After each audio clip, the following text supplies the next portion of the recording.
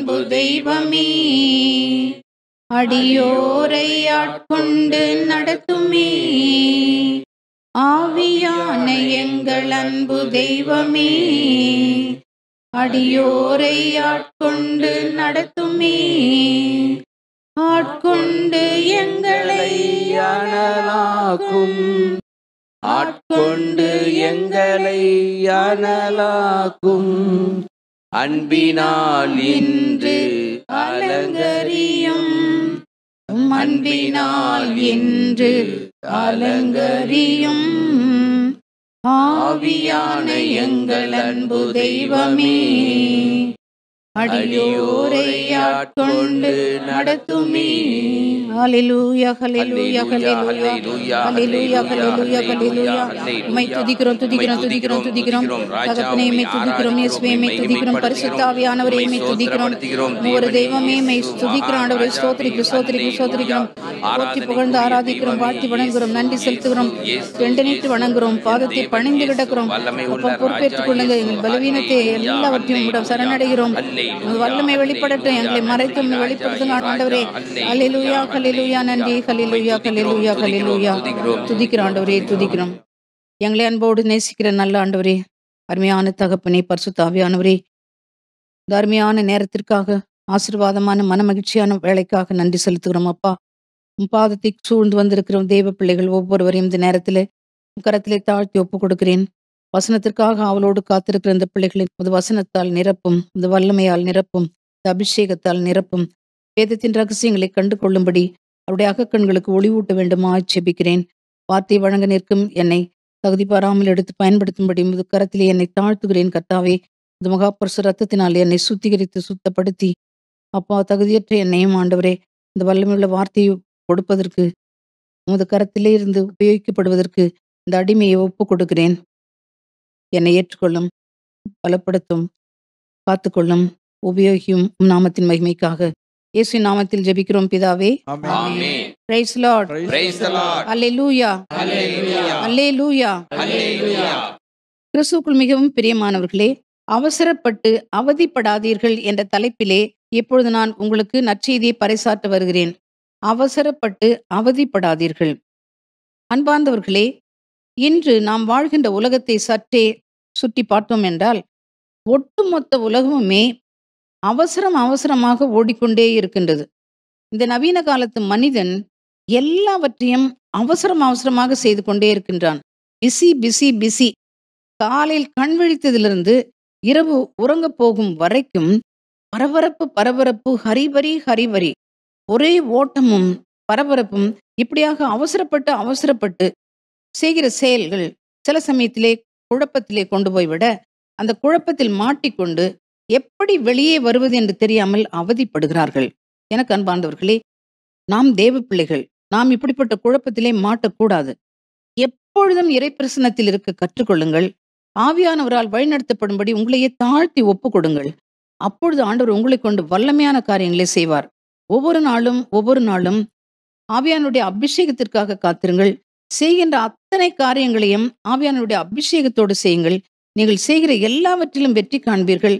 இந்த உலகத்திலேயே மிகவும் சாந்தமுள்ள மக்களாக ஆவியானவர் உங்களை மாற்றுவார். Praise the Lord. Praise the Lord. Hallelujah. Hallelujah. Hallelujah. Hallelujah. வாசிக்க கேட்போம். தொடக்க நூல் 15ஆம் அதிகாரம் 5வது வசனம். அப்பொழுது ஆண்டவர் அபிராமை வெளியே அழைத்து வந்து, வானத்தை நிமிர்ந்து பார், முடியுமானால் விண்மீன்களை எண்ணிப்பார், இவற்றைப் போலவே உன் வழிமரபினரும் இருப்பர் என்றார். Praise the Lord. Praise the Praise Lord. the Lord. அன்பார்ந்தவர்களே, நம் விசுவாசத்தின் தந்தை ஆபிரகாம் ஆண்டவரால் அழைக்கப்படுகிறார். தொடக்க நூல் 12 இந்த அழைப்பை பற்றி நாம் வாசிக்கின்றோம்.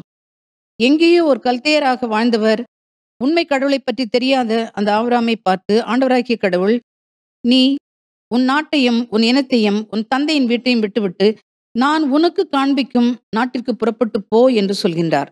ஆண்டவருடைய வார்த்தைக்கு கீழ்ப்படிந்து ஆபிரகாமும் சாராளும் உடனே புறப்படுகிறார்கள். அவர்கள் புறப்பட்டு பயணமாகி போகும் பொழுது ஆபிரகாமுக்கு 75 வயதும் சாராளுக்கு 65 வயதுமாக இருக்கின்றது. அதுவரைக்கும் அவர்களுக்கு குழந்தை பாக்கியம் இல்லை. ஆண்டவர் ஆபிரகாமை பார்த்து ஒரு நாள், உனக்கு ஒரு மகன் பிறப்பான், அவன் உனக்கு பின் உரிமையாளனாக இருப்பான், அவன் வானத்து விண்மீன்களைப் போல பலுகி பெருகுவான் என்று சொல்லி வாக்குத்தத்தம் கொடுத்திருந்தார். ஆபிரகாமுக்கு 85 வயதும் சாராளுக்கு 75 வயதும் ஆகும் பொழுது அவர்களுக்கு விசுவாச குறைச்சல் ஏற்பட்டது. ஆண்டவர் கொடுத்த வாக்குத்தத்தத்தை அப்படியே மறந்து விட்டார்கள். சாராளின் அறிவுரைப்படி ஆபிரகாம் என்ன செய்தார் தெரியுமா? சாராளின் பணிப்பெண் ஆகிய ஆகாரை தன் மனைவியாக ஏற்றுக்கொண்டு அவளோடு கூடி வாழ்ந்தாள். அவளும் கருவுற்றாள். சாராளின் பணிப்பெண் ஆகார் தான் கருவுற்றிருப்பதை கண்டதும் மேட்டிமையோடு தன்னுடைய தலைவியை ஏளனத்தோடு நோக்க ஆரம்பித்தாள். இதை சகித்துக் கொள்ள முடியாத சாராள் அவளை மிகவும் கொடுமைப்படுத்தினாள். கொடுமை என்றால் அவ்வளவு கொடுமைப்படுத்தினாள். இதுவரைக்கும் சாந்தி, சமாதானம், நிம்மதியாக இருந்த குடும்பத்தில் ஓயாத சண்டையும் சச்சரவும் போராட்டமுமாக மாறியது. பிரியமானவர்களே, ஆபிரகாமும் சாராளும் அவசரப்பட்டு எடுத்த அந்த முடிவினால் அவர்கள் அவதிப்பட வேண்டியதாயிற்று. அதோடு கூட ஆபிரகாம் செல்வ சீமான், பெரும் கூட்டத்திற்கு தலைவராக இருந்தவர், மிகவும் மதிப்பும் மரியாதையோடும் வாழ்ந்தவர். அப்படிப்பட்ட அந்த மதிப்பும் மரியாதையும் உள்ள அந்த குடும்பம் அவமானப்பட்டு போனது இந்த செயலினால். பிரியமானவர்களே, அதோ அவர்களோடு இது நிற்கவில்லை. இன்று வரைக்கும் ஈசாக் இஸ்மாயில் பிரச்சனை ஒழிந்த பாடில்லை. இது நாம் தெரிந்த உண்மை. எனக்கு அன்பார்ந்தவர்களே, ஆபிரகாம் சாராளைப் போல அவசரப்பட்டு அவதிப்படவே படாதீர்கள். Price the Lord. அல்லேலூயா. அல்லேலூயா.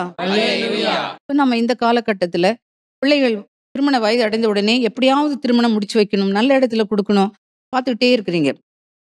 திடீர்னு ஒரு வெளிநாட்டு மாப்பிள்ளை, நல்ல வேலை, கை நிறைய சம்பளம், லீவுக்கு 2 வாரத்துக்கு தான் வந்திருக்கிறார். வந்த வரன் பெண் பார்க்க வராங்க. அவசரப்பட்டு முன்பின் யோசிக்காம, நல்லது கெட்டது தெரியாம, தீர விசாரிக்காம திருமணம் செய்யவே செய்யாதீர்கள். தீர விசாரிக்காமல் நீங்கள் நடத்துகிற திருமணம் வாழ்நாள் முழுவதும் உங்களை அவதிப்பட வைத்துவிடும். தெள்ள தெளிவாக அறிந்து பலரை விசாரித்து அவர்களுடைய பேக்ரவுண்ட் என்ன, அவர்களுடைய சுற்றம் குற்றம் எப்படி, அவர்களுடைய பழக்க வழக்கங்கள் எப்படி, அவருடைய மதிப்பீடுகள் எப்படி, அவருடைய தெய்வ பயம் எப்படி, இவை எல்லாவற்றையும் தேர்ந்து தெளிந்த பிறகே திருமணம் செய்யுங்கள். நீங்கள் அவதிப்பட மாட்டீர்கள். திருமண வாழ்க்கையும் மிகவும் சந்தோஷமானதாக மாறும். அதோடு கூட இளம் தம்பதியர்களே, உங்களுக்கு குழந்தை பாக்கியம் இல்லை என்றால் அவசரப்பட்டு தத்து எடுத்துக் கொள்ளாதீர்கள். நான் மருத்துவ பணியிலே பார்க்கிறேன். திருமணமாகி 1 வருஷத்துக்குள் குழந்தை இல்லை என்றால் அந்த பெண் படாத பாடு. மருத்துவமனைக்கும் வீட்டுக்கும், மருத்துவமனைக்கும் வீட்டுக்கும் இப்படியாக அலைந்து கொண்டிருக்கிறார்கள். 2வது ஆண்டு தாண்டினால் அதை விட, 3வது ஆண்டு தாண்டினால் அந்த பெண்ணால் மாமியார் வீட்டில் இருக்கவே முடியறதில்லை. அப்படிப்பட்ட அவதியிலே இருக்கிறார்கள். சீக்கிரம் குழந்தை வேணும் குழந்தை வேணும் என்று அவதிப்பட்டுட்டு 1 தடவை 2 தடவை மருத்துவ சிகிச்சை எடுத்து பலனளிக்கவில்லை என்றால் குழந்தையை தத்தெடுத்து விடாதீர்கள். சில சமயம் தத்தெடுத்த பிறகு நீங்கள் வாழ்நாள் முழுவதும் கண்ணீர் வடிக்க வேண்டியிருக்கும். ஜாக்கிரதையாக இருக்க வேண்டும். ஆண்டவர் உங்களை ஆணும் பெண்ணுமாக இருந்தவங்களை கணவனும் மனைவியுமாக இணைத்தார். பலுகி பெருகி பூமியை நிரப்புங்கள் என்ற ஆசீர்வாதம் கொடுத்த கடவுள் ஏற்ற காலத்தில் உங்களை சந்தித்து உங்களுக்கு குழந்தை பாக்கியத்தை நிச்சயமாக கொடுப்பார். ஆகவே பொறுமையோடு காத்திருங்கள். ஆண்டவரை நம்புங்கள். அவர் நிச்சயமாக உங்களுக்கு குழந்தை பாக்கியத்தை கொடுப்பார். அந்த நம்பிக்கை உங்களை இன்னும் அதிகமாக திடப்படுத்தும். சீக்கிரமாக ஆண்டவர் உங்களிலே அற்புதம் செய்யறதுக்கு கூட அது வழிவகுக்கும். பிரியமானவர்களே, இந்த வெயிட் பண்ற காலத்துல காத்திருக்கும்படியாக, அந்த பொறுமையை கொடுக்கும்படியாக அதிகம் ஜெபதபத்துல இறங்குங்க. மருத்துவமனையை ஓடுறதை விட்டுட்டு, கோயிலுக்கா ஓடுறதை விட்டுட்டு, வீட்டிலேயே நீங்க குடும்பமாக உட்கார்ந்து ஜெபிங்க, வசனங்களை வாசிங்க. ஆண்டவருடைய நேரம் சீக்கிரம் வரணும் என்று சொல்லி நீங்க ஆண்டவரிடம் மன்றாட வேண்டும். அன்பார்ந்தவர்களே, இன்னும் ஒரு சில தம்பதியர்கள் திருமணமான உடனே அடுத்த மாதமே 2 மாதம் 3 மாசத்துக்குள்ளேயே குழந்தை பாக்கியம் கிடைத்து விடுகிறது. கருதரித்தது கண்ட உடனே கலங்கி போகிறார்கள். இவ்வளவு சீக்கிரம் என்னத்துக்கு? ஏன்னா நாங்க செட்டில் ஆகவே இல்லையேன்னு சொல்லிட்டு அந்த குழந்தைய கருகலைப்புக்கு வருவதையும் நான் பார்க்கிறேன். இது நமக்கு தெரிஞ்ச உண்மைதான். ஒரு நாளும் கருகலைப்பு செய்யவே செய்யாதீர்கள். பிரியமானவர்களே, ஆண்டவருடைய சாபம் உங்கள் மீது நிச்சயமாக கடந்து வரும். இன்னும் ஒரு கூட்டம், ஒரு குழந்தை பெற்ற பிறகு கருத்தடை, 2 குழந்தை பெற்ற பிறகு கருத்தடை. பலுகி பெருகி பூமியை நிரப்புங்கள் என்று சொல்லி ஆண்டவர் கட்டளை கொடுத்திருக்கிறார் என்றால், அந்த கட்டளைக்கு நீங்கள் கீழ்ப்படிய மறுத்தீர்கள் என்றால் அது பாவம். கட்டளை மீறுகிறவர்களுக்கு நிச்சயமாக தேவ கோபம் இறங்கும், சாபத்துக்கு உள்ளாவீர்கள். பிரியமானவர்களே, இப்படிப்பட்ட தவறுகளை ஒரு நாளும் நீங்கள் செய்யவே கூடாது. ஆண்டவர் உங்களை எப்படி வழி நடத்துகிறாரோ அவருடைய கரத்திலே உங்களை தாழ்த்தி ஒப்புக் கொடுங்கள். உங்கள் தேவைகளை அவரிடம் எடுத்து கூறிவிட்டு தாட்சியோடு விசுவாசத்தோடு காத்திருங்கள். ஆண்டவர் ஏற்ற காலத்தில் உங்களுக்கு எல்லாவற்றையும் நிறைவாக செய்வார். அவசரப்பட்டு அவதிப்படாதீர்கள். Praise the Lord. Praise the Lord. Hallelujah Hallelujah. Hallelujah. Hallelujah. இப்பொழுது நாம் ஆபிரகாம் சாராளுக்கு வருவோம் பிரியமானவர்களே. ஆண்டவர் வாக்களித்தபடியே ஆபிரகாமுக்கு 100 வயதும் சாராளுக்கு 90 வயதும் நடக்கும் பொழுது ஈசாக்கு பிறந்தார். ஈசாக்கு ஆசீர்வாதத்தின் மகனாக இருந்தார். ஒரு ஆசீர்வாதத்தின் தலைமுறையே அவரிடமிருந்து உருவானது. இந்த பூமியில் உள்ள மக்கள் எல்லாரும் ஆபிரகாம் ஈசாக்கின் வழியாக தங்களையே ஆசீர்வதித்துக் கொள்கிறார்கள். ஆம் பிரியமானவர்களே, அதைதான் நான் சொல்ல வருகிறேன். அவசரப்படாதீர்கள். காத்திருந்த ஆண்டவரிடமிருந்து குழந்தை பாக்கியத்தை, புத்திர பாக்கியத்தை நீங்கள் பெற்றுக்கொள்ளுங்கள். உங்கள் வாழ்நாள் முழுவதும் மிகவும் மகிழ்ச்சி நிறைந்ததாக இருக்கும். உங்களுடைய சந்ததி ஆசீர்வதிக்கப்பட்டதாக இருக்கும். ஆண்டவருக்கு மிகவும் பிரியமான சந்ததியாக மாறும்.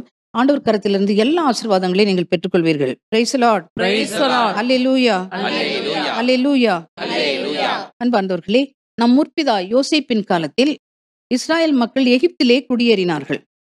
எகிப்திலே குடியேறிய அந்த மக்கள் ஆண்டவருடைய ஆசீர்வாதத்தினாலே மிகவும் பலுகி பெருக ஆரம்பித்தார்கள். அவருடைய ஜனத்தொகை பெரிதாகி எகிப்தியருடைய ஜனத்தொகையை விட அதிகமாகி போய் கொண்டிருக்கிறதை பார்த்த பார்வோன் பயப்படுகிறான். இந்த ஜனத்தொகை இப்படி போய்க்கொண்டே இருக்கிறதே, அவர்கள் நம்ம ஓவர்டேக் பண்ணிட்டு நம்மள அடிமைகளாக்கி விடுவாங்கள் என்று சொல்லி அந்த ஜனத்தொகையை கட்டுப்படுத்த அவன் ஆணையிட்டான். பெண்களுக்கு பிரசவம் பார்க்கிற மருத்துவ பெண்களை கூப்பிட்டு, நீங்கள் எபிரேய பெண்களுக்கு பிரசவம் பார்க்கும் பொழுது பெண் குழந்தை என்றால் வாழ விடுங்கள், ஆண் குழந்தை என்றால் அதை பிறக்கும் பொழுதே கொண்டு போடுங்கள் என்று சொல்லி கட்டளை கொடுத்திருந்தான். ஆனால் தெய்வ பயமுள்ள மருத்துவ பெண்கள் அரசனுடைய கட்டளைக்கு கீழ்ப்படியவில்லை.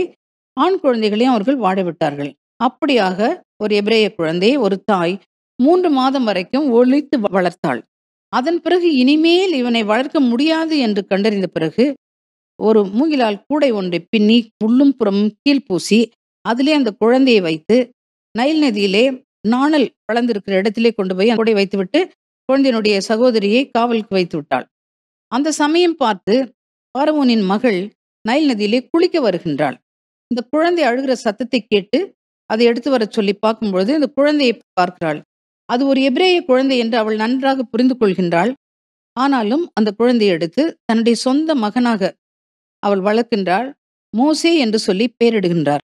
இந்த மோசே ஒரு எபிரேய பெற்றோருக்கு பிறந்த எபிரேயனாக இருந்தாலும் பார்வோனுடைய அரண்மனையிலே பார்வோனுடைய மகளுக்கு மகனாக, பார்வோனுக்கு பேரனாக, ஒரு பட்டத்து இளவரசனாக கம்பீரமாக வாழ்ந்து வருகின்றார். எகிப்தியருடைய எல்லா கலைகளையும் மொழிகளையும் கற்று மிகவும் தேர்ச்சி பெற்றவராக மோசே விளங்குகின்றார். இப்படி இருக்கிற பட்சத்திலே ஒரு நாள் அவர் வெளியே சுற்றி பார்க்க போகின்றார். அந்த சமயத்திலே ஒரு எகிப்தியன் ஒரு எபிரேயனை அடிக்கிறதை மோசே பார்த்து அவருக்கு கோபம் வருகிறது. தன் இனத்தான் அடிபடுவதை பார்க்க அவரால் சகிக்க முடியவில்லை. போய் அந்த எகிப்தியனை, நீ ஏன் அவனை அப்படி அடிக்கிறாய் என்று சொல்லி கோபத்தோடு இந்த எகிப்தியனை கொன்று மண்ணிலே புதைத்தும் வைத்து விட்டார். விட்டுட்டு போய்விட்டார். பிரியமானவர்களே, ஒரு இளவரசனாக அரண்மனையிலே வலம் வந்த மோசே பயம் கவ்வியது. அங்கு இருக்கவே அவரால் முடியவில்லை. வாசிக்க கேட்போம். விடுதலை பயணம் 2ஆம் அதிகாரம் 15வது வசனம். இச்செய்தியை பார்வோன் கேள்வியுற்ற போது மோசேவை கொல்ல தேடினான். எனவே மோசே பார்வோனிடமிருந்து தப்பியோடி மிதியான் நாட்டில் குடியிருக்க வேண்டியதாயிற்று. Praise Lord. Praise the Lord. மோசே அரண்மனையில் வளர்ந்தாலும் பார்வோனுக்கு நன்றாக தெரியும் அவன் ஒரு எபிரேயன் என்று சொல்லி. அவன் ஒரு எகிப்தியனை கொன்றதுக்காக பார்வோன் மிகவும் கோபப்படுகிறான். கோபப்பட்டு மோசே எப்படியாவது கொல்ல வேண்டும் என்று சொல்லி அவன் திட்டம் தீட்டி விட்டான். அது தெரிய வந்ததும் மோசே அங்கிருந்து ஓட்டம் பிடிக்கிறார். தன் உயிரை காப்பாற்றிக் கொள்வதற்காக, பார்வோனின் கையிலிருந்து தப்புவதற்காக ஓடிப்போய் மீதியான் நாட்டை சேர்கின்றார். அந்த மீதியானிலே 40 ஆண்டுகள் ஆடுகள் மேய்ப்பவராக மழையிலும் பனியிலும் குளிரிலும் காடு மேடு மலை இப்படியாக சுற்றி திரிகின்றார். என்ன பரிதாபம் பார்த்தீர்களா பெரியமானவர்களே? ஒரு அரச அரண்மனையிலே பட்டத்து இளவரசனாக வளர்ந்த அந்த மோசே பார்வோனின் பேரனாக, பார்வோன் மகளினுடைய மகனாக, நாளைக்கு ராஜாவாகக்கூடிய தகுதியிலே இருந்தவன் அவசரப்பட்டு கோபத்திலே கொலை செய்ததன் காரணமாக ஒரு ஆடு மேய்ப்பவராக 40 ஆண்டுகள் சுற்றித் திரிகின்றார். அவர் அவசரப்பட்டதினால் இப்படி அவதிப்பட வேண்டியதாயிற்று. Praise lord. பிரியமானவர்களே, அவசரப்பட்டு எந்த செயலையும் அப்படியே அப்ரப்டா அப்படின்னா இம்பல்சிவ்னு சொல்லுவோம் இங்கிலீஷ்ல. அப்படி என்ன செய்யறன்னு தெரியாம அப்படி கண்மூடித்தனமா செய்யவே செய்திடாதீங்க. பின் விளைவுகளை பற்றி யோசிக்காமலே செய்கிற அந்த செயல்களுக்காக நீங்கள் வாழ்நாள் பூரா கஷ்டப்பட வேண்டியிருக்கும். வாழ்நாள் முழுவதும் உங்களால் அதை மேற்கொள்ளவே முடியாது. குற்றப்பழி உணர்வும் பயமும் தாழ்வு மனப்பான்மையும் உங்களை விரட்டிக்கிட்டே இருக்கும், உங்களை துரத்தி கொண்டே இருக்கும். ஆகவே பிரியமானவர்களே, எந்த செயலை செய்தாலும் ஞானத்தோடும் விவேகத்தோடும் முன்மதியோடும் சற்று நிதானித்தும் செய்யுங்கள். பரிசுத்தாவின் அபிஷேகத்திற்காக நீங்கள் ஜெபியுங்கள். அப்பொழுது நீங்கள் அவசரப்பட்டு அவதிப்பட மாட்டீர்கள். Praise Lord. Praise the Lord. Hallelujah. Hallelujah. Hallelujah. Hallelujah. நம்முடைய உலக வாழ்க்கையிலே, குடும்ப வாழ்க்கையிலே, மற்றவர்களோடு நாம் வாழ்கின்ற சமுதாய வாழ்க்கையிலே சண்டைகள் ஏற்படுவது சகஜம். குடும்ப சண்டையோ, ஊர் சண்டையோ, இன சண்டையோ, மொழி சண்டையோ, ஜாதி சண்டையோ, எந்த சண்டையாக இருந்தாலும் நீங்கள் சண்டையிலே ஈடுபடும் பொழுது மிக மிக மிக கவனமாக இருங்கள். நிச்சயமாக உங்களுடைய வாயின் வார்த்தையினால் நீங்கள் தவறு செய்ய கூடும் என்பதை நீங்கள் அறிந்திருக்க வேண்டும். ஆகவே யோசிக்காமல் எந்த தகாத வார்த்தையும் பேசிவிடாதீர்கள். கை நீட்டி யாரையும் அடித்து விடாதீர்கள். உங்கள் வாயிலிருந்து மரியாதை குறைவான வார்த்தை வரவே கூடாது. இன்றைக்கு சண்டை போடுவீர்கள், நாளைக்கு சேர்ந்து கொள்வீர்கள். அதையெல்லாம் நினைவில் வைத்துக்கொண்டு நீங்கள் தவறான வார்த்தைகளை உபயோகிக்காதீர்கள். அவமரியாதையான வார்த்தைகளை உபயோகிக்க கூடவே கூடாது. உங்கள் வாயிலிருந்து மிகவும் கோபமான கடுஞ்சொல், சாபமான வார்த்தை, இழிவான வார்த்தை இதெல்லாம் வரவே கூடாது. பிரியமானவர்களே, எப்பொழுதும் நீங்கள் கடவுளுடைய பிள்ளைகளாக இருப்பதால் உங்கள் வாயின் வார்த்தையிலே கவனம் செலுத்த வேண்டும். உங்கள் வாயின் வார்த்தை பிறர் கேட்பதற்கு பயனடையக்கூடியதாக, அவர்களை கட்டியெழுப்பக்கூடியதாக இருக்க வேண்டுமே தவிர அவர்களை உடைத்து போடுவதாக இருக்கக்கூடாது. பிறருடைய இதயத்தை குத்தி ஊடுருவி உள்ளத்தை உடைக்கிற வார்த்தைகளாக இருக்கவே கூடாது. அதேபோல் சண்டை நேரத்திலே கோபம், கண்ணு தெரியாம அளவுக்கு கோபம், கடுஞ்சினம், என்ன செய்கிறோம் என்று தெரியாமல் போய் யாரையும் அடித்து ரத்தம் சிந்த விடாதீர்கள், கொலை செய்து விடாதீர்கள். அது உங்களுக்கு காலாகாலத்திற்கும் சாபமாக மாறும். மோசேயை பார்த்தீர்களா? ஒரே ஒரு செயல், அந்த ஒரு செயலால் அவருடைய வாழ்க்கை முழுசுமாக மாறி போய்விட்டது. ஆப்போசிட் ஆயிடுச்சு. அவருடைய எது எது அவர் அனுபவித்தாரோ அது எல்லாமே இல்லாமே அவர் போயிட்டது. அப்படி இருக்கக்கூடாது. அவசரப்பட்டு நீங்கள் அவதிப்படாதீர்கள். Praise Lord. Praise the Lord. அல்லேலூயா. அல்லேலூயா. இந்த மோசேயை ஆண்டவர் மறந்து விடவில்லை. எகிப்திலே அடிமைத்தனத்தில் இருந்தபோது எவ்வளவு ஆண் குழந்தைகள் இறந்திருக்கிறார்கள். ஆனால் இந்த மோசேயை அற்புதமாக ஆண்டவர் காப்பாற்றியது ஒரு நோக்கத்திற்காக. ஆண்டவர் அதை நினைவு கூறுகின்றார். மோசேயை சந்திக்கின்றார். 40 ஆண்டுகளுக்கு பிறகு அவர் ஒரு நாள் ஓரேப் மலையிலே ஆடுகளை மேய்த்து கொண்டிருக்கும் பொழுது எரிமுட் செடியிலே ஆண்டவர் மோசேக்கு தரிசனமாகின்றார். தரிசனமாகி நானே இருக்கின்ற கடவுள் என்று வெளிப்படுத்துகின்றார். அவரை அழைத்து, நீ எகிப்துக்கு பார்வோனிடம் போய், எகிப்தில் என் மக்கள் அடிமைத்தனத்தில் படும் வேதனைகளையும் அவர்கள் படுகிற கஷ்டத்தையும் கண்ட நான் அவர்களை விடுவிக்க தீர்மானித்து விட்டேன். நீ போய் பார்வோனிடம் இஸ்ராயேல் மக்களை எகிப்தின் அடிமைத்தனத்திலிருந்து விடுதலை செய்து அவர்களை வழிநடத்தி வாக்குத்தத்த நாடாகிய கானானுக்கு நீ கூட்டிச் செல்ல வேண்டும் என்று சொல்லி பணித்தார். ஆண்டவருடைய சொற்படியே மோசேயும் செயல்பட்டார். பிரியமானவர்களே, அப்படி ஆண்டவருடைய வல்லமை மிகவும் வெளிப்பட்டது மோசே வழியாக. 10 கொள்ளை நோய்கள், செங்கடல் பிளந்தது, மேகத்தூண், அக்கினி தூண், பாறை பிளந்து தண்ணீர் வந்தது, இதெல்லாம் நமக்கு தெரிஞ்சது. அப்படி இந்த மோசேயை வைத்து ஆண்டவர் மாபெரும் வல்ல செயல்களை செய்து இஸ்ராயேல் மக்களை எகிப்தின் அடிமைத்தனத்திலிருந்து வெளியேற்றி கானானுக்கு வழிநடத்தி கொண்டு வருகின்றார். பாலை நிலத்திலே அவர்கள் சில காலம் தங்கியிருக்கின்றார்கள். அப்பொழுது மோசே ஆண்டவர் பணித்தபடி அவருடைய கட்டளைப்படி ஒரு நாள் சீனாய் மலை மேல் ஏறி சென்றார். ஆண்டவருடைய சமூகத்திலே 40 நாட்கள் உண்ணாமலும் குடியாமலும் உபவாசித்து ஜெபித்து கொண்டிருக்கின்றார். 40 நாட்கள் ஜெபத்திற்கு பிறகு ஆண்டவராகிய கடவுள் தன் கைப்பட 10 கட்டளைகளை 2 கற்பலகைகளிலே எழுதி அதை மோசே கையிலே கொடுக்கின்றார். மோசே கற்பலகைகளை எடுத்துக்கொண்டு சீனாய் மலையிலிருந்து கீழே இறங்கி வருகின்றார். அவர் பாளையத்தை நெருங்கும் முன் என்ன நடந்தது என்று சொல்லி இப்பொழுது நாம் வாசிக்க கேட்போம். விடுதலை பயணம் 32:19. பாளையத்தை அவர் நெருங்கி வந்தபோது கன்றுக்குட்டியையும் நடனங்களையும் கண்டார். மோசேக்கு சினம் மூண்டது. அவர் தம் கையில் இருந்த பலகைகளை மலையடிவாரத்தில் வீசி எறிந்து உடைத்து போட்டார். Praise Lord. Praise the Lord. Praise Lord. Praise the Lord. பிரியமானவர்களே, மோசே என்ன செய்தார் பாருங்கள். 40 நாட்கள் உண்ணாமலும் குடியாமலும் உபவாசித்து ஜெபித்து ஆண்டவரிடமிருந்து கற்பலைகளை பெற்றுக்கொண்டு கீழே வருகின்றார். படைத்த கடவுளை, வல்லமையோடு விடுதலை செய்த கடவுளை அவர்கள் புறக்கணித்து கண்டுக்குட்டி வழிபட்டதை பார்த்த மோசேக்கு கோபம் வந்தது. அவருடைய சினம் பற்றி எரிந்தது. இது நியாயமான கோபம். அந்த நியாயமான கோபம். ஆனால் அவர் என்ன செய்தார்? அந்த கோபத்தை வெளிப்படுத்தியதிலே தவறிவிட்டார். கற்பலகைகளை விசிறி அடித்து மலையடிவாரத்திலே உடைத்து போட்டு விட்டார். பிரியமானவர்களே, இந்த கோபத்தை அவர் வெளிப்படுத்தியது தவறான விதத்திலே அவர் வெளிப்படுத்தினார். பிரியமானவர்களே, 40 நாட்கள் உபவாசித்து பெற்றுக்கொண்ட ஆசீர்வாதத்தை ஒரு நொடி பொழுதிலே அவர் இழந்து விட்டார். அவசரப்பட்டு ஆசீர்வாதங்களை இழந்து அவர் அவதிப்பட்டார். அன்பார்ந்தவர்களே, நீங்கள் கோபக்காரர்களாக இருக்கலாம். கோபம் ஒரு கொடிய சுவாபம் பெரியமானவர்களே. கோபத்துக்கு விலக்கானவர்கள் யாருமே இல்லை என்று நான் சொல்லலாம். பிறக்கிற குழந்தை கூட கோபம், பயங்கர கோபம். அது பசிக்கிற நேரத்துல அம்மா பால் குடுக்கலன்னா, அது பண்ற அட்டகாசத்த பார்க்கணும். ஒத்தைக்கிறதும், என்ன அட்டகாசம் பண்ணா கொஞ்சம் லேட்டா பால் குடுத்தாங்கன்னா, அம்மா குடிக்காது. ஸ்ட்ரைக் பண்ணும். கோபம். அது பிறந்ததிலிருந்து கடைசி கல்லறைக்கு போற வரைக்கும் கோபம். எல்லா மனிதர்களும் இதுக்கு அடிமைப்பட்டவர்களாக இருக்கின்றோம். கோபம் ஒரு கொடிய சுவாபம். அநேக முறைகளிலே இந்த கோபம் கொலையில் முடிந்துவிடும் பிரியமானவர்களே. இதை நீங்கள் மறந்துவிடக்கூடாது. உங்களுக்கு கோபம் வருகிறது என்றால், அந்த கோபத்தோடு இருக்கும்பொழுது, ஆத்திரத்துல எந்த வார்த்தையுமே சொல்லாதீங்க. பல்ல கடிச்சுக்குங்க. உனக்கு கோபம் வரும்பொழுது ஓடி உன் அறைக்கு உள் கதவை தாழ்பால் போட்டுவிட்டு அங்கே ஒளிந்து கொள். அந்த சினம் அடங்குகிற வரைக்கும் வெளியே வராதே. அப்படின்னா கோபம் வரும்பொழுது எதையுமே சொல்லிடக்கூடாது, எதையுமே செய்திடக்கூடாது. சிலருக்கு கோபம் வந்தா பொருட்களை தூக்கி போட்டு உடைக்கிறது. இந்த இறைவார்த்தை கேட்டுக்கொண்டிருக்கிற நிறைய பேர், உங்களுக்கு அப்படிப்பட்ட குணம் இருக்கிறதா என்று பாருங்கள். பொருட்களை தூக்கி போட்டு விசிறி அடித்து உடைப்பது, அடிப்பது கை நீட்டி. யார் அடிக்கிறோம் தெரியாது. பெத்த தாய் அடிக்கிறோமா, மனைவி அடிக்கிறோமா, சின்ன பிள்ளைய அடிக்கிறோமா, சகோதரி அடிக்கணும் தெரியாம கோபத்துல கண்ணு தெரியாத மாதிரி கை நீட்டி அடித்தல். வாயின் வார்த்தைகள் கொடூரமான, இதயத்தை பிளந்து உடைக்கக்கூடிய மிகவும் கொடூரமான கடுமையான வார்த்தைகள். இவை எல்லாமே உங்களுக்கு ஆசீர்வாதமாக மாறாது, சாபமாக மாறும். உங்கள் வாழ்க்கையை சூனியமாகிவிடும். இப்படிப்பட்ட பழக்கம் உங்களுக்கு இருந்தால், மனித இதயத்தை உடைப்பதையும் பிறரை கை நீட்டி அடிப்பதையும் அவசரப்பட்டு நீங்கள் கோபத்தை வெளிப்படுத்தி விட்டீர்கள் என்றால், சில சமயம் வாழ்நாள் முழுவதும் நீங்கள் அவதிப்பட வேண்டியதாக இருக்கும். Praise Lord. அல்லேலூயா. அல்லேலூயா. நடந்த ஒரு நிகழ்வு. கணவன் ஆபீஸில் இருந்து மிகவும் களைப்போடு மாலையிலே வீட்டுக்கு திரும்பி இருந்தார். மனைவி அன்போடு சுட சுட டீ போட்டுக்கொண்டு கணவனுக்கு கொடுத்தாள். அந்த டீ குடிக்க தொடங்கிய அந்த மனிதன், சீ, இதெல்லாம் ஒரு டீயா, மனுஷன் குடிப்பதா என்று சொல்லி கோபத்தோடு கத்தினார்.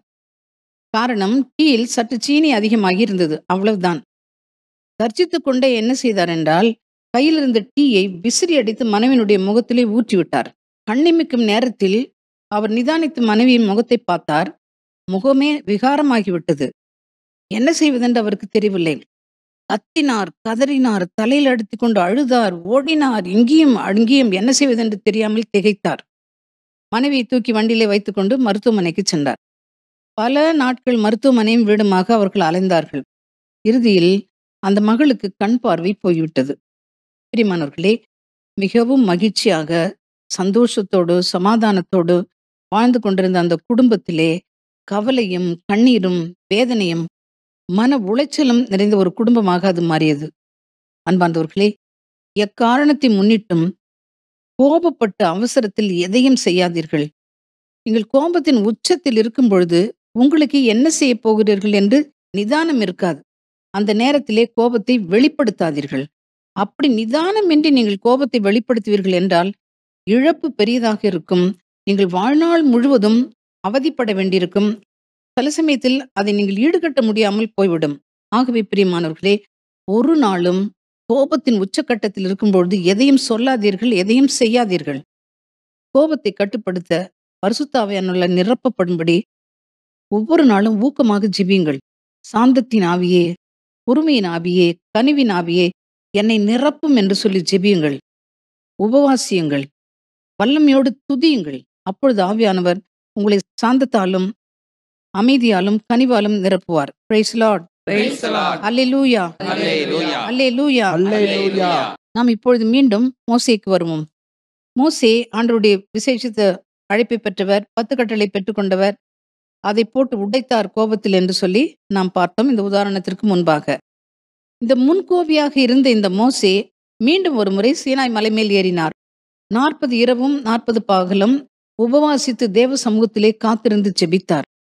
மிகவும் சாந்த குணம் உள்ளவராக மாறினார். ஆண்டவரும் திரும்பவும் 10 கட்டளைகளை மோசேக்கு கொடுத்தார். அதை எடுத்துக்கொண்டு மோசே மக்களிடம் வந்தார். Praise Lord. அல்லேலூயா. அல்லேலூயா. வாசிக்க கேட்போம். எண்ணிக்கை 12:3. பூ உலகின் அனைத்து மாந்தரிலும் மோசே சாந்தமிகு மானிடராய் திகழ்ந்தார். பிரியமானவர்களே, முன்கோபியாக இருந்த மோசே என்ன செய்தார் என்று பார்த்தோம். ஒரு எகிப்தினை கொன்றார், கற்பலைகளை விசிறி உடைத்து போட்டார். அப்படிப்பட்டவர் மிகவும் சாந்தம் உள்ளவராக.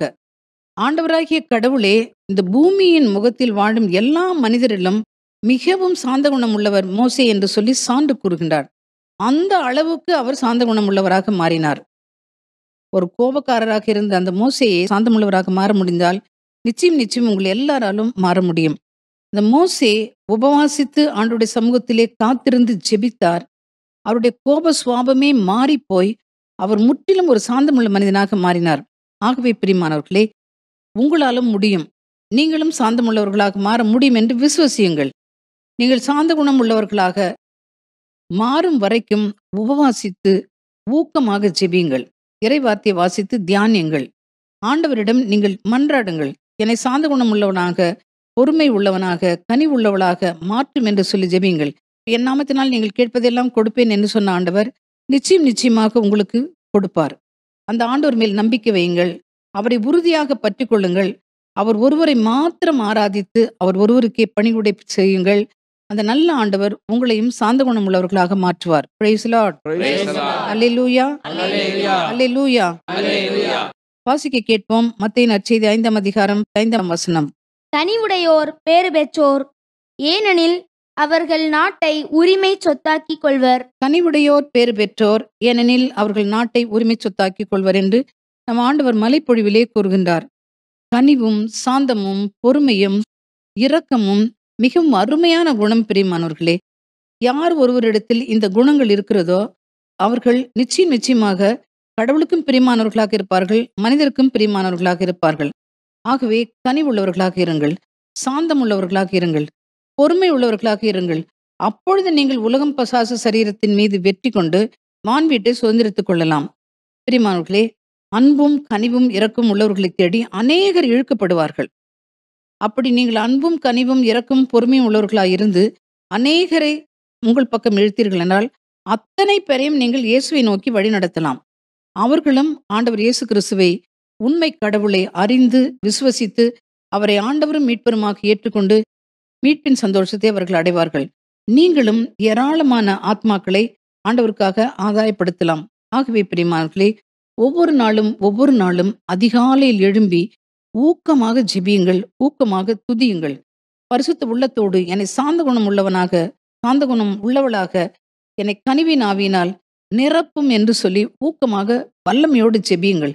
பரிசுத்த உள்ளத்தோடு நீங்கள் ஜெபிக்கும் பொழுது, துதிக்கும் பொழுது நிச்சயமாக அந்த மோசேக்கு ஏற்பட்ட அந்த மாற்றம் உங்களுக்கும் நிச்சயமாக ஏற்படும். ஆண்டவராகிய இயேசு கிறிஸ்துவினுடைய சிலுவை பாடுகளை மனக்கண்முன் கொண்டு வந்து அதை தியானியுங்கள். நம் ஆண்டவர் மகா பரிசுத்தர், கடவுளுடைய திருமகன். அவரை பற்றி ஏராளம் அவதூறான சொல், பொய்யான சொல், குற்றச்சாட்டுகள், அவமதிப்பு, அவதூறுகள் எல்லாம் சொல்லப்பட்டது. எல்லாவற்றையும் அவர் பொறுமையாக தாங்கிக் கொண்டார்.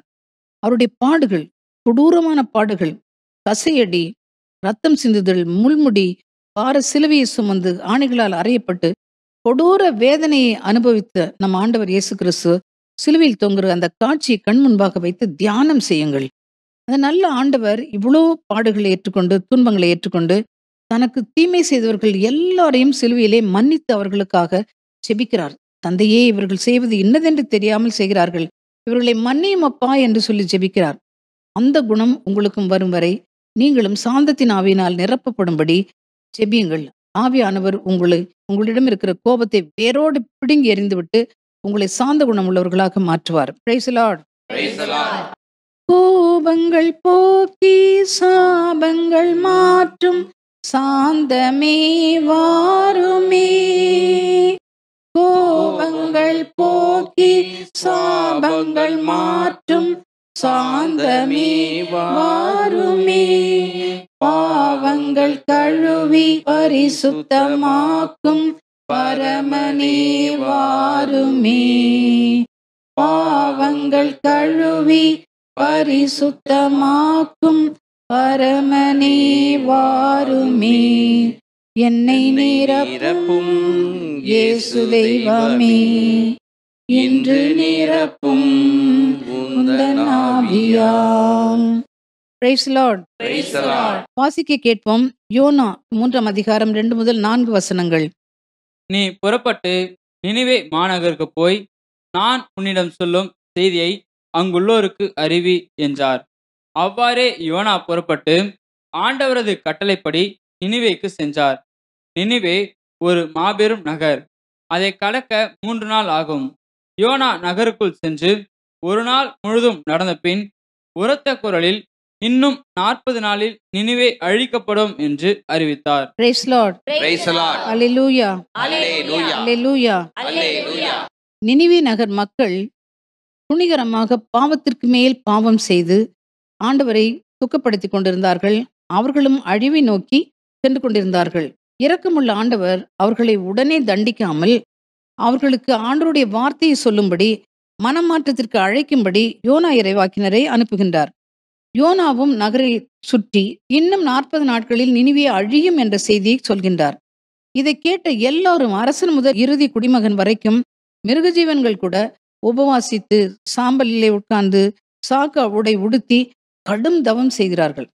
இதை பார்த்த ஆண்டவர் மனம் மாறி அவர்களுக்கு தாம் செய்ய போவதாக சொல்லியிருந்த அந்த தீமையை செய்யாது விட்டு விட்டார். 1,20,000 மக்கள் அன்று காப்பாற்றப்பட்டனர். அன்பார்ந்தவர்களே, நம் ஆண்டவர் அவசரப்பட்டு அழிப்பவர் அல்ல என்று திட்டமும் தெளிவுமாக நாம் தெரிந்து கொள்ள வேண்டும். பிரியமானவர்களே, அவர்கள் மனம் திரும்ப கால அவகாசம் கெடு கொடுக்கின்றார். இன்னும் 40 நாட்கள் நினிவே அழியும் என்று சொன்னார் என்றால் அந்த 40 நாட்களுக்குள்ளே இவர்கள் மனம் திரும்பி தன்னிடம் வர வேண்டும் என்று சொல்லி ஆண்டவர் சித்தமாயிருக்கிறார். அவர்களும் இறைவாக்கை ஏற்றுக்கொண்டனர், கடவுளுடைய கட்டளைக்கு செவி கொடுத்தனர், மனம் திரும்பினர், உபவாசித்து ஜெபித்தனர், அழிவிலிருந்து காப்பாற்றப்பட்டார்கள். Praise the Lord. Praise the Lord. Hallelujah. Hallelujah. அன்பார்ந்தவர்களே, உங்களுடைய குடும்ப நபர்களோ உடன் பணியாளர்களோ அல்லது உங்களுக்கு அடியில் வேலை செய்கிறவர்களோ உங்களுக்கோ கடவுளுக்கோ எதிராக பெரிய தப்பு செய்து விட்டார்கள், கொடிய தவறு செய்து விட்டார்கள், பாவம் செய்து விட்டார்கள் என்றால் உடனே தண்டித்து விடாதீர்கள். அவர்கள் மனம் திரும்புவதற்கு கெடு கொடுங்கள், கால அவகாசம் கொடுங்கள். எப்படி ஆண்டவர் 40 நாள் கொடுத்தாரோ அதற்குள் 1,20,000 மக்கள் மனம் திரும்பி ரட்சிக்கப்பட்டார்கள், மீட்கப்பட்டார்கள். அதே போல் நீங்களும் உங்களுடைய வாழ்க்கையிலே ஒவ்வொருவரும் தாங்கள் செய்கிற தவற்றிலிருந்து திருந்துவதற்கு கால அவகாசம் கொடுங்கள். அவர்களுக்கு கொடுக்கிற அந்த கால அவகாசத்தின் நேரத்திலே நீங்களும் உபவாசித்து ஊக்கமாக அவர்களுக்காக பரிந்து பேசி ஜெபிக்க வேண்டும். அப்பொழுது நிச்சயமாக அவர்கள் மனம் மாறுவார்கள். Praise the Lord. Praise the Lord. எனக்கு ஒரு பெண்ணை தெரியும். அவர்கள் தாய் தந்தைக்கு ஒரே மகள். நல்ல வசதியான குடும்பம், மிகவும் சீரும் சிறப்புமாக வளர்த்தார்கள். மருத்துவ படிப்பும் அவர் படிக்க வைத்தார்கள். படிப்பை எல்லாம் முடித்துவிட்ட அந்த பெண் வேலை செய்ய தொடங்கினாள். ஒரு நாள் திடீரென்று தன் தகப்பன் தாயிடம், நான் ஒரு பையனை அன்பு செய்கிறேன், அவனை நான் திருமணம் செய்து கொள்ள வேண்டும் என்று சொல்கின்றாள். பெற்றோர் அதிர்ச்சி அடைகின்றனர். விசாரித்து பார்க்கின்றனர் அந்த பையனை பற்றி. விசாரித்து பார்த்தால் அவன் ஒரு மிகவும் ஏழை குடும்பத்தில் உள்ளவன், ஆட்டோ ஓட்டுகிறவன், உறவினத்தான் என்று சொல்லி தெரிய வந்து 2 பேரும் இதயம் உடைந்து போகிறார்கள். என்ன செய்வதென்றே அவர்களுக்கு தெரியவில்லை. ஜெபம் செய்துவிட்டு மகளை கூப்பிட்டு பேசுகிறார்கள். அவள் ஒரே அடியாக, இது என்னுடைய வாழ்க்கை பிரச்சனை, நீங்கள் இதில் தலையிடாதீர்கள் என்று சொல்லிவிட்டாள். மனமுடைந்தே போய்விட்டார்கள் பெற்றோர் இருவரும். அவர்கள் இருவரும் 40 நாட்கள் கடுமையாக உபவாசம் இருந்து இடைவிடாமல் செபித்தார்கள். அந்த உபவாசம் முடிந்த உடனே மகள் பெற்றோரிடம் வந்து மன்னிப்பு கேட்டாள். அந்த பையனை விட்டுவிடுகிறேன் என்று சொல்லி வாக்கு கொடுத்தாள். இன்று வரை பெற்றோருக்கு பிரியமான மகளாக, அவருடைய சொற்படி நடக்கிற மகளாக ஒரு ஆசீர்வாதமான வாழ்க்கையை நடத்தி கொண்டிருக்கின்றாள். Praise the Lord. Praise the Lord. Hallelujah. Hallelujah. Hallelujah. Hallelujah. பிரியமானவர்களே, யார் தப்பு செய்தாலும் உடனே தண்டிக்காதீர்கள். முக்கியமாக உங்க குடும்ப நபர்கள். யாராவது சொல்கிறார்கள், பிறர் சொல் பேச்சை கேட்டுக்கொண்டு குடும்பத்தில் உள்ளவர்கள் மீது சந்தேகப்படாதீர்கள். கணவன் மீது சந்தேகம், மனைவி மீது சந்தேகம், பிள்ளைகள் மீது சந்தேகம், பெற்றோர் மீது, மாமனார் மாமியார் மீது, அக்கத்து பக்கத்து வீட்டுக்காரர்கள் மீது சந்தேகப்படவே படாதீர்கள். யார் என்ன சொன்னாலும் நீங்கள் நம்பாதீர்கள். கண்ணால் காண்பதும் பொய், காதால் கேட்பதும் பொய். தீர விசாரிப்பதே மெய் என்பதை திட்டமும் தெளிவுமாக அறிந்து கொள்ளுங்கள். நீங்களாக அந்த தப்பை உறுதி செய்யும் வரைக்கும் யார் சொற்படியும் நீங்கள் அவசரப்பட்டு தண்டனை கொடுக்காதீர்கள். உங்கள் வாழ்நாள் முழுவதும் நீங்கள் அவதிப்பட வேண்டியிருக்கும். பிரியமானவர்களே, உங்களுடைய அன்றாட வாழ்க்கையிலே முக்கியமாக இப்படிப்பட்ட தருணங்களிலே கோபப்பட்டு அவசரமான முடிவை எடுக்கவே எடுக்காதீர்கள். இறைப்பிரசனத்தில் காத்திருங்கள். நான் உதாரணத்தில் சொன்ன அந்த பெற்றோரைப் போல 40 நாட்கள் அவர்கள் காத்திருந்தார்கள். அந்த மகளுடைய மனம் மாற வேண்டும் என்று உருக்கமாக ஜெபித்தார்கள், உபவாசித்தார்கள். அதே போல் நீங்களும் உபவாசித்து ஊக்கமாக இடைவிடாமல் செபியுங்கள். எல்லாவற்றையும் ஆண்டவர் ஏற்ற காலத்தில் சரி செய்வார். உங்களுக்கும் எது சரி எது தவறு என்ற சத்தியங்களை ஜெபத்திலே வெளிப்படுத்தி கொடுப்பார். பிரியமானவர்களே, வார்த்தையை கேட்டுக்கொண்டிருக்கிற வாலிப பிள்ளைகளே, காதலிப்பதையும் பிறரை ஏமாற்றுவதையும் தொழிலாக கொண்டிருக்கிற வாலிப பிள்ளைகள் மனம் மாற வேண்டும். அவசரப்பட்டு காதல் வலையிலே விழுந்து வாழ்நாளையே நீங்கள் சூனியமாக்கிக் கொள்ளாதீர்கள். யார் கையிலும் முன்பின் தெரியாதவர்கள் கையிலே நீங்கள் விழாதபடி எச்சரிக்கையாக இருங்கள். காதலிலே நீங்கள் விழுந்தீர்கள் கண்மூடித்தனமாக என்றால் உங்கள் வாழ்நாளையே நீங்கள் இழந்து போவீர்கள் என்பதை திட்டமும் தெளிவாக புரிந்து கொள்ளுங்கள். Praise Lord. Praise the Lord. Hallelujah. Hallelujah. Hallelujah. Hallelujah. நீதித்தலைவர்கள் 11ஆம் அதிகாரம் 30-31 வசனங்கள். இப்தா ஆண்டவருக்கு ஒரு நேர்ச்சி செய்தார். நீர் அம்மோனிய மக்களை என் கையில் ஒப்புவித்தால் அவர்களிடமிருந்து நான் வெற்றியோடு திரும்பும் பொழுது யார் என்னை சந்திக்க என் வீட்டு வாயிலிருந்து புறப்பட்டு வருகின்றாரோ அவர் ஆண்டவருக்கு உரியவர். அவரை கொண்டு வந்து எரிபலியாக்குவேன். Praise Lord. Praise the Lord. Praise Lord. Praise the Lord. இப்தா ஒரு நீதித்தலைவர். வாசித்ததிலே நாம் கேட்கின்றோம். நீதித்தலைவர்கள் காலத்திலே இஸ்ராயேல் மக்கள் மோசே, யோசுவா இவர்களால் வழிநடத்தப்பட்ட பிறகு சில காலம் அவர்கள் இஷ்டம் போல வாழ ஆரம்பித்தார்கள். பாவத்திலே விழுந்தார்கள், சிலை வழிபாடு செய்தார்கள், ஆண்டவரை கோபப்படுத்தினார்கள். ஆண்டவர் அவர்களை பெலிஸ்தீரிடமும் அம்மோனியரிடமும் பல பிரஜாதி மக்கள் கையிலும் ஒப்புவித்து விட்டார். படாத பாடுபட்டார்கள். அவர்கள் கூக்குரலுக்கு மீண்டும் செவி கொடுத்து நீதித்தலைவர்களை எழுப்பினார். அப்படிப்பட்ட நீதித்தலைவர்களுள் இப்தாவும் ஒருவர். இந்த இப்தா காலத்திலே அம்மோனியர் இஸ்ராயேல் மக்களுக்கு தொல்லை கொடுத்து கொண்டு வந்தார்கள். இப்தா அம்மோனியர் மேல் படையெடுத்து போகும் முன்பாக ஆண்டவரிடம் நேர்ச்சி செய்து ஜெபிக்கிறார். எப்படிப்பட்ட நேர்ச்சை வாசித்து நீங்கள் கேட்டீர்கள். ஆண்டவரே, நான் அம்மோனியரோடு போர் தொடுக்கப் போகிறேன். ஆண்டவர் என் பக்கம் இருந்து அம்மோனியரை தோற்கடித்து வெற்றி பெற்றேன் என்றால் நான் வெற்றியோடு திரும்பும் பொழுது முதலில் என்னை சந்திக்க யார் வீட்டு வாயிலிருந்து புறப்பட்டு வெளியே வருகிறார்களோ அவர் ஆண்டவருக்கு உரியவர். அவரை நான் உமக்கு எரிபலியாக்குவேன் என்று சொல்லி பொருத்தனை செய்கின்றார். பிரியமானவர்களே, ஆண்டவர் இப்தாவுக்கு வெற்றியை கொடுத்தார். அம்மோனியரை தோற்கடித்து அவர் வெற்றி பெற்று வருகின்றார். அவருடைய ஒரே மகள் மேளதாளத்துடனும் நடனத்துடனும் இசையுடனும் சங்கீதத்துடனும் ஆடி பாடிக்கொண்டு வெற்றியோடு திரும்பிய தன் தகப்பனை சந்திக்க வீட்டிற்குள்ளிருந்து வெளியே வருகின்றாள். அவளை பார்த்ததும் இப்தாவுக்கு அவருடைய வெற்றி வேதனையாக மாறியது. ஐயோ, என் மகளே, என்னை ஏமாற்றி விட்டாயே என்று சொல்லி தன் ஆடையை கிழித்து கொண்டு தலையில் அடித்துக்கொண்டு அழுதார். அவசரப்பட்டு அவதிப்பட்டு போனார். அந்த மகள் ஆண்டவருக்கு நீங்கள் வாக்களித்தபடியே செய்யுங்கள் என்று சொல்லி தன்னை ஒப்புக் கொடுக்கிறாள். பிரியமானவர்களே, இந்த எப்தா அவசரப்பட்டதால் இப்படி அவதிப்பட வேண்டியதாயிற்று. Praise Lord. Praise the Lord. Praise Lord. Praise the Lord. அன்பார்ந்தவர்களே, நீங்கள் கடவுளுக்கு நேர்ச்சி செய்யும் பொழுது கண்மூடித்தனமாக நேர்ச்சி செய்யாதீர்கள். ஞானத்தோடும் விவேகத்தோடும் புத்தி தெளிவோடும் தேர்ந்து தெளிந்து நேர்ச்சி செய்யுங்கள். அவசரப்பட்டு வாக்கு கொடுத்துவிட்டு அவதிப்படாதீர்கள். இந்த இப்தாவை போல முட்டாள்தனமான நேர்ச்சி செய்யவே செய்யாதீர்கள். கடன் வாங்கி தசமபாகம் செலுத்தாதீர்கள். கடன் வாங்கி தான தர்மம் செய்யாதீர்கள். தகுதியற்ற நிலையில் நீங்கள் செய்கின்ற இந்த தான தர்மங்களும் இந்த நேர்ச்சைகளும் ஆண்டவர் நிச்சயம் ஏற்றுக்கொள்வதில்லை. பிரியமானவர்களே, அவருக்கு இப்படிப்பட்ட நேர்ச்சைகளும் இப்படிப்பட்ட காணிக்கைகளும் தேவையே இல்லை. யாருடைய நேர்ச்சையும் யாருடைய காணிக்கையும் ஆண்டவருக்கு நிச்சயம் தேவையே இல்லை. ஆனால் பிரியமானவர்களே, நாம் ஆண்டவருக்கு கொடுக்கும் பொழுது நம்மிடம் உள்ளதை பரிசுத்த உள்ளத்தோடு கொடுக்க வேண்டும் என்று சொல்லி அவர் விரும்புகின்றார். எப்படிப்பட்ட பலி ஆண்டவர் விரும்புவது? நம்முடைய உடலை உயிருள்ள பலியாக, பரிசுத்த பலியாக, சுகந்த வாசனையுள்ள பலியாக ஒப்புக் கொடுக்க வேண்டும் என்று விரும்புகின்றார். துதி பலி, ஸ்தோத்திர பலி, நன்றி பலி, ஆராதனை பலி, புகழ்ச்சி பலி, இவ்வகை பலிகளே ஆண்டவருக்கு ஏற்றவை. ஆகவே நீங்கள் ஆண்டவரை மகிமைப்படுத்த விரும்பினால் இப்படிப்பட்ட பலிகளை செலுத்துங்கள். உங்கள் உடலை ஆண்டவருக்கு உயிருள்ள பரிசுத்த பலியாக ஒப்புக் கொடுங்கள். கட்டளைகளை கடைபிடித்து பரிசுத்தமான வாழ்வு வாழுங்கள். இப்படிப்பட்ட பலி கடவுளுக்கு உகந்ததாக இருக்கும். அவர் மகிமை அடைவார், உங்களையும் நிறைவாக ஆசீர்வதிப்பார். Praise Lord. Praise the Lord. Hallelujah. Hallelujah. பிரியமானவர்களே, நடந்த ஒரு நிகழ்வு. ஒரு கிராமத்திலே ஒரு குடும்பம் இருந்தது. அந்த குடும்பம் ஒவ்வொரு ஆண்டும் ஒரு திருத்தலத்திற்கு சென்று கிடாய் வெட்டி அன்னதானம் கொடுப்பது அவர்களுக்கு பழக்கம். அப்படி ஒவ்வொருவரும் செய்து கொண்டே வந்தார்கள். ஒரு வருடம் அவர்களிடம் பணம் இல்லை ஒரு கிடாய் வாங்கி வெட்டி அன்னதானம் செய்வதற்கு. என்ன செய்தார்கள் தெரியுமா? பக்கத்து வீட்டில் ஒரு ஏழை விவசாயி, அவருக்கு இருந்ததெல்லாம் ஒரு 2 வீலர், ஒரு டிவிஎஸ் 50 மாதிரி, அதை திருடி விற்று அந்த பணத்தை வைத்து ஒரு கிடாயை வாங்கி தூரமாக இருக்கிற ஒரு திருத்தலத்திலே போய் கடாய் வெட்டி அன்னதானம் கொடுத்தார்கள். அன்பார்ந்தவர்களே, இப்படிப்பட்ட அன்னதானத்தை ஆண்டவர் ஏற்றுக்கொள்வாரா? நீங்கள் என்ன நினைக்கிறீர்கள்? இது ஆண்டவருக்கு பிரியமாக இருக்குமா? இருக்கவே முடியாது. ஆண்டவர் இப்படிப்பட்ட அன்னதானத்தை ஏற்றுக்கொள்ளவும் மாட்டார். அவசரப்பட்டு ஆண்டவருக்கு நீங்கள் காணிக்கை செலுத்தாதீர்கள். அவசரப்பட்டு நேர்ச்சை செய்யாதீர்கள். ஆண்டவர் இப்படிப்பட்ட நேர்ச்சைகளையும் காணிக்கைகளையும் விரும்புவதும் இல்லை, ஏற்பதும் இல்லை.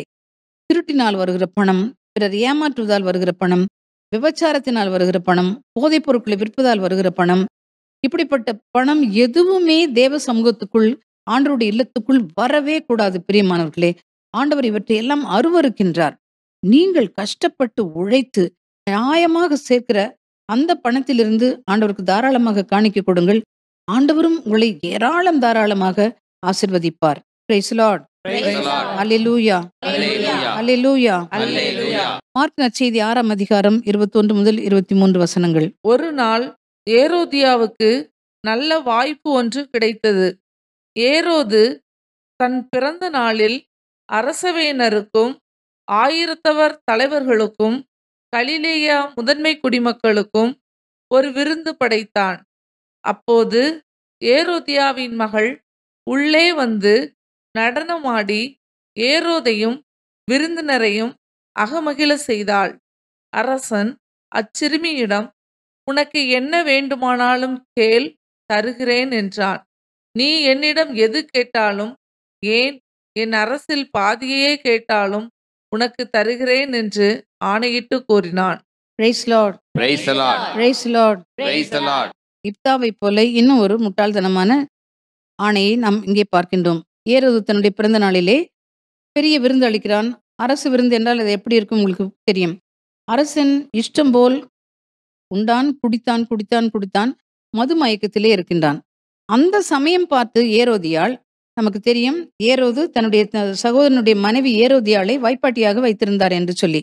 யோவான் ஸ்நானகன் அவரை கண்டித்திருந்தார். உன் சகோதரன் மனைவியை நீர் வைத்திருப்பது முறையாகாது, அவளை விட்டுவிடு என்று கண்டித்திருந்தார். இந்த பேக்ரவுண்ட்ல இருக்கும் பொழுது இப்படி அவன் ஒரு பிறந்த நாள் விருந்து கொடுக்கின்றான். உண்டு குடித்து மதிமயக்கத்திலே இருக்கின்றான். அந்த சமயம் பார்த்து ஏரோதியாள் தன் மகளை அரசவையினருக்கு ஒரு நடனம் ஆடும்படி அனுப்புகின்றாள். அந்த பெண் நடனமாடி எல்லாரையும் அசத்துகிறாள். குடிபோதையில் இருந்த ஏரோது அந்த பெண்ணினுடைய நடனத்திலே மயங்கி ஒரு வாக்கு கொடுக்கின்றான். பெண்ணே, நீ உனக்கு என்ன வேண்டுமானாலும் கேள், என் அரசில் பாதி வேண்டுமானாலும் நீ கேள், நான் கொடுப்பேன் என்று சொல்லி ஆணையிட்டு வாக்குறுதி செய்கின்றான் அவையினர் முன்பாக. அவள் ஓடிப்போய் தாயிடம் கேட்டு, தாய் சொல்லிக் கொடுத்தபடியே வந்து யோவான் ஸ்நானகனுடைய தலையை ஒரு தட்டிலே வைத்து கேட்கின்றாள். அரசன் அதிர்ந்து போகின்றான். அவசரப்பட்டு மதிமயங்கி கொடுத்த அந்த வாக்குறுதியினால் அரசன் திணறி போகின்றான். எல்லா அரசவையினர் மக்கள் முன்பாக ஆணையிட்டு அவன் சொன்னதால் அவனால் மறுக்க முடியவில்லை. அவன் அவசரப்பட்டு செய்த இந்த மதிகேடான ஒரு ஆணையினால் அருமையான ஒரு பரிசுத்தவானுடைய தலை வெட்டப்பட வேண்டிய நிலை ஆயிற்று. அது அரசனுக்கே மிகவும் பெரிய வேதனையாக அமைந்தது. பிரியமானவர்களே, ஒரு நாளும் அவசரப்பட்டு ஆணையிடாதீர்கள். நீங்கள் அவையில் அமர்ந்திருக்கும் பொழுது யோசித்து பேசுங்கள். அவசரமாக ஆணையிடவே ஆணையிடாதீர்கள். பிறர் உங்களை வஞ்சிக்கும் பொழுதும் சிலர் வருவார்கள், சில காரியங்களை பெற்றுக்கொள்ள, நன்மைகளை பெற்றுக்கொள்ள வஞ்ச புகழ்ச்சியாக பேசுவார்கள். அது உங்களுக்கு புரிய வேண்டும். நீங்கள் ஒரு கூட்டத்தில் ஒரு மீட்டிங்கில் உட்கார்ந்துருக்கிறீங்க, ஒரு இன்டர்வியூ பார்த்துட்டு இருக்கீங்க. அப்படி அவையில் இருக்கும் பொழுதும் பிறர் உங்களை வஞ்சிக்கும் பொழுதும் பிறர் உங்கள் மூலமாக தங்களுக்கு சாதகமானதை பெற்றுக்கொள்ள எண்ணத்தோடு அவர்கள் வரும்பொழுதும் உங்கள் வாயிலிருந்து வார்த்தைகள் மிகவும் மிகவும் கணிக்கப்பட்டு மிக மிக சொற்பமானதாக இருக்க வேண்டும். ஆணையிட்டு சொல்லவே சொல்லாதீர்கள். யாருக்கும் முன்பின் தெரியாமல் ஆணையிடாதீர்கள். அவசரப்படாதீர்கள். நீங்கள் அவசரப்பட்டு அவையினர் முன் நீங்கள் ஆணையிட்டீர்கள் என்றால் உங்கள் வாழ்நாள் முழுவதும் தலைகுனிந்து நிற்க வேண்டியிருக்கும். சில சமயம் அந்த ஏரோதை போல ஈடு செய்ய முடியாத இழப்பை நீங்கள் சந்திக்க வேண்டியிருக்கும். Praise Lord. அல்லேலூயா. அல்லேலூயா. தொடக்க நூல் 25ஆம் அதிகாரம் 31 முதல் 34 வசனங்களை வாசிக்க கேட்போம். யாக்கோபு அவனை நோக்கி, உனது தலைமகன் உரிமையை இப்போதே எனக்கு விற்றுவிடு என்றான். அவன், நானோ சாகப் போகிறேன், தலைமகன் உரிமையால் எனக்கு என்ன பயன் என்றான். யாக்கோபு, இப்போதே எனக்கு ஆணையிட்டு கொடு என்றான். எனவே ஏசா ஆணையிட்டு தலைமகன் உரிமையை யாக்கோபுக்கு விற்றுவிட்டான். யாக்கோபு ஏசாவுக்கு கொஞ்சம் அப்பமும் சுவையான பயிற்றங்கோலும் கொடுக்க அவன் உண்டு குடித்து தன் வழியே சென்றான். இவ்வாறு ஏசா தன் தலைமகன் உரிமையை அவமதித்தான். Price lord. பிரியமானவர்களே, வயிற்று பசியிலே சில சமயங்களில் என்ன செய்கிறோம், என்ன சொல்லுகிறோம் என்று சொல்ல முடியாத அளவு நீங்கள் உங்களையே இழக்க வேண்டிய சூழ்நிலை கூட ஏற்படலாம். அப்படி வயிற்று பசியோடு இருக்கும்போது, ஏசாவுக்கு என்ன நடந்தது என்று இப்பொழுது நாம் வாசிக்க கேட்டோம். வயலிலிருந்து அவன் பசியோடு வருகிறான். தம்பி சுவையான பயிற்றுங்கூழ் அவன் செய்து கொண்டிருக்கின்றான். தம்பியிடம், நான் பசியோடு இருக்கிறேன், எனக்கு கொஞ்சம் கூழ் கொடு, கொஞ்சம் அப்பம் கொடு என்று கேட்கிறான். யாக்கோபு ஒரு ஏமாற்றுக்காரன், எத்தன். அவன் அண்ணனை பார்த்து, உன் தலைச்சின் உரிமையை எனக்கு விட்டுக் கொடுத்தால் நான் கொடுக்கிறேன் என்று சொல்கின்றான். நான் பசியினால் மடிந்து கொண்டிருக்கும் போது இந்த தலைச்சின் உரிமையால் எனக்கு என்ன பிரயோஜனம் என்று சொல்லி அவன் சொல்லவே, ஆணையிட்டு எனக்கு விற்றுக்கொடு என்று யாக்கோபு கேட்கிறான். இவனும் தலைமகன் உரிமையை தன் தம்பிக்கு விட்டுவிட்டான். தம்பி கொடுத்த கொஞ்சம் அப்பத்தையும் அந்த சுவையான பயிற்றுங்கூழையும் கொடுத்துவிட்டு அவன் வழியே போய்விட்டான். பிறகு தம்பி தன்னை ஏமாற்றி விட்டான் என்று கண்டுபிடித்த உடனே கடும் சினமுட்டு தம்பியை எப்படியாவது கொல்ல வேண்டும் என்று சொல்லி அவன் துடியாக துடிக்கின்றான். இழந்து போன தனது தலைமகன் உரிமைக்காக மிக மிக மிக வருந்துகிறான். அது அவனுக்கு மிகவும் பெரிய இழப்பாக மாறியது. ஈடு செய்ய முடியாத ஒரு இழப்பாக மாறியது. அவசரப்பட்டு அவன் அவதிப்பட வேண்டியவனாக மாறிற்று. Price the Lord. அல்லேலூயா, அல்லேலூயா. பிரியமானவர்களே, நீங்கள் கடும் பசியோடு இருக்கும் பொழுது பேசாதீர்கள். கடும் பசியோடு இருக்கும்பொழுது அவசரப்பட்டு பேசிவிட்டு உங்களுடைய உடைமைகளையும் உரிமைகளையும் இழந்து விடாதபடி பார்த்துக் கொள்ளுங்கள். எப்படிப்பட்ட சூழ்நிலையிலும் எதையும் சொல்லி நீங்கள் ஆணையிடுவதோ அல்லது வாக்குறுதி கொடுப்பதோ செய்யவே கூடாது. பிரியமானவர்களே, கோபத்தின் உச்சக்கட்டத்தில் இருக்கும்போது பொருட்களை போட்டு உடைப்பது, பிறரை அடிப்பது, அதுவும் நீங்கள் செய்யவே கூடாது. அரசவை முன்பாக, ஒரு கூட்டத்தின் முன்பாக நீங்கள் அமர்ந்திருக்கும் பொழுது எந்த வாக்குறுதியும் கொடுக்காதீர்கள், எந்த ஆணையும் இடாதீர்கள். நீங்கள் அவசரப்பட்டு இப்படி செய்யும் பொழுது தேவ சித்தத்தையே சில சமயத்தில் நீங்கள் உதாசீனப்படுத்தி விடுகிறீர்கள். ஆம் பிரியமானவர்களே, அவசரப்பட்டு எந்த செயலையும் செய்யாதபடி, அவசரப்பட்டு எந்த வாக்குறுதியும் கொடுக்காதபடி, அவசரப்பட்டு நீங்கள் அவதிப்பட்டு போகாதபடி இருக்க வேண்டும் என்றால் நீங்கள் செபிக்கிறவர்களாக இருக்க வேண்டும். ஆவியானவருடைய அபிஷேகத்தை பெற்றிருக்க வேண்டும். ஆவியானவரால் வழிநடத்தப்பட வேண்டும். பிரியமானவர்களே, அவசரப்பட்டு வாழ்நாளெல்லாம் அவதிப்படாதபடி தூய ஆவியால் நிரப்பப்பட ஜெபியுங்கள். வல்லமையோடு துதியுங்கள். இயேசு நாமம் சொல்லி ஜெபியுங்கள். தேவ சமூகத்திலே காத்திருங்கள். இறை பிரசன்னத்தில் வாழ கற்றுக்கொள்ளுங்கள். வேத வார்த்தையை வாசிப்பதும் அதை தியானிப்பதும் வாழ்வாக்குவதும் உங்களுக்கு வாடிக்கையாக மாறட்டும். ஆண்டவருடைய இயேசு கிறிஸ்துனுடைய உடனிருப்பை உணர்ந்தவர்களாக நீங்கள் வாழ்வீர்கள் என்றால் அவசரப்பட்டு அவதிப்படவே மாட்டீர்கள். பிரியமானவர்களே, நீங்கள் இப்படிப்பட்ட வாழ்க்கை ஜெப வாழ்க்கை, இயேசு நாமம் சொல்லி ஜெபிப்பது, வல்லமையோடு துதிப்பது, ஆவியில் நிரம்பி ஜெபிப்பது, வேதத்தை வாசிப்பது, இப்படி செய்தீர்கள் என்றால் தந்தை மகன் தூய ஆவி உங்கள் மேல் மிகவும் பிரியமாயிருந்து உங்களுக்குள்ளே குடிகொள்வார்கள். அவர்கள் தாமே நீங்கள் என்ன செய்ய வேண்டும், எங்கு செல்ல வேண்டும், யாரை சந்திக்க வேண்டும், ஒரு காரியத்தை எப்படி செய்ய வேண்டும் என்றெல்லாம் நுணுக்கமாக ஒரு படிப்படியாக ஒரு காரியத்தையும் அவர்கள் அழகாக உங்களுக்கு விளக்கி கொடுப்பார்கள். அவசரப்பட்டு அவதிப்படாதபடி உங்களை காப்பாற்றுவார்கள். கோட்டை மரணமாக இருந்து உங்களை சூழ்ந்து காத்துக்கொள்வார்கள். அந்த நல்ல ஆண்டவருடைய கரத்திலே உங்களை ஒப்படையுங்கள். இறைப்பிரசனத்தில் நிரம்பி இருங்கள். ஆவியில் நிரம்பி செபியுங்கள். ஆவியானவரால் வழிநடத்தப்பட உங்களையே தாழ்த்தி ஒப்புக்கொடுங்கள். அப்பொழுது நீங்கள் அவசரப்பட்டு அவதிப்படவே மாட்டீர்கள். நம் ஆண்டவராகிய இயேசு கிறிஸ்து உங்கள் ஒவ்வொருவரையும் நிறைவாக ஆசீர்வதிப்பாராக. ஆமென், ஆமென், ஆமென். எங்களை அன்போடு நேசிக்கிற நல்ல ஆண்டவரே, அருமையான தகப்பனே, இன்று நீர் எங்களோடு பேசிய அமுத மொழிகளுக்காக நன்றி சுவாமி. நாங்கள் எவ்வளவு பலவீனர்கள் என்பதை இந்த இறைவார்த்தைகள் மூலம் புரிந்து கொண்டோம். பலவீன நேரங்களில் சிறப்பாக கோபத்தோடு இருக்கும் பொழுது நாங்கள் எங்கள் வாழ்க்கையை சூனியமாக்கிக் கொள்கிறோம் என்பதை உணர்கிறோம். கர்த்தாவே, ஆவியானவரே, எங்களை ஆட்கொள்ளும், எங்களை வழிநடத்தும், எங்கள் வாயிலிருந்து கொண்டு பேசும். எங்கு செல்ல வேண்டும், என்ன சொல்ல வேண்டும், யாரை சந்திக்க வேண்டும், எப்படி செய்ய வேண்டும் என்று கற்றுக்கொடும். என்னுடைய குடும்ப வாழ்க்கையிலும் சமுதாய வாழ்க்கையிலும் ஒருவரோடு ஒருவர் எப்படி வாழ வேண்டும் என்று சொல்லி எங்களுக்கு கற்றுக்கொடும். ஒரு முடிவையும் எடுக்கும் பொழுது ஞானத்தோடும் விவேகத்தோடும் தேர்ந்து தெளிந்து உமது வல்லமையினால் பரிசுத்தாவினுடைய தூண்டுதலால் என்னுடைய முடிவுகளை நாங்கள் எடுக்கும்படி எங்களுக்கு அருள் புரிய வேண்டும் என்று செபிக்கிறோம். இந்த நல்ல நேரத்தில் ஆண்டவரே, யாரெல்லாம் தங்கள் வாயின் வார்த்தைகளால் அவதிப்பட்டு கொண்டிருக்கிறார்களோ, சில சமயத்தில் சிறைச்சாலையில் கூட இருக்கலாம், அவர்கள் மேல் இரக்கமாயிருந்து விடுதலை கொடுக்க வேண்டும் என்று எங்கள் அன்பு ஆண்டவரும் நேசருமான இயேசு கிறிஸ்து நாமத்தில் ஜெபிக்கிறோம் பிதாவே. ஆமென், ஆமென். அவமானம் அடைவதில்லை அப்பா, நான் உமது பிள்ளை. ஒரு நாளும் அவமானம் அடைவதில்லை உம்மைத்தான் நான் பார்க்கின்றேன், பிரகாசம் அடைகின்றேன். உம்மைத்தான் நான் பார்க்கின்றேன், பிரகாசம் அடைகின்றேன். Praise the Lord. Praise the Lord.